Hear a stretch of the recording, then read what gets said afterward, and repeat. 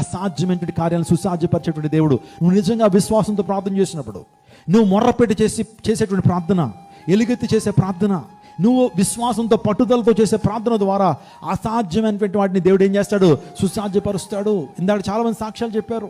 నిజంగా మా జీవితంలో అంత శాలరీ వస్తుందని ఎప్పుడు ఊహించలేదండి, ఇలాంటి కార్యం జరుగుతుంది ఎప్పుడు ఊహించలేదు, నా స్తోమత ఏంటి, నా పరిస్థితి ఏంటి, కానీ దేవదేవుడు నా జీవితంలో కార్యాన్ని జరిగించారు. ఎస్, అవును, నువ్వు అనుకుంటావు నీ ఊహకు మించిన కార్యాలు దేవుడు జరిగిస్తాడు.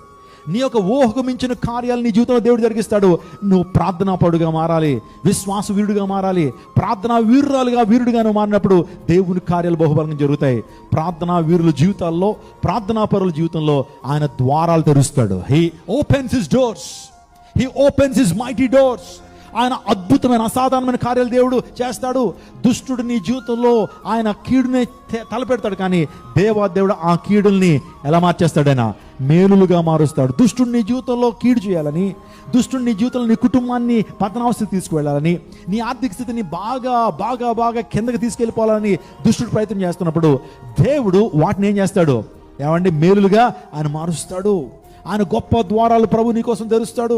దుష్టుడు వాస్తవానికి శత్రువులు నిన్ను ఎలాగన్నా కృంగదీయాలని, శత్రువు నిన్ను పాడు చేయాలని, శత్రువుని ఆర్థిక స్థితిని ఎంతైనా సరే దెబ్బ కొట్టాలని శత్రువు ప్రయత్నం చేస్తుంటాడు, కానీ దేవుడు వాటిని మేలుగా మార్చేటువంటి దేవుడు. హల్లెలూయా.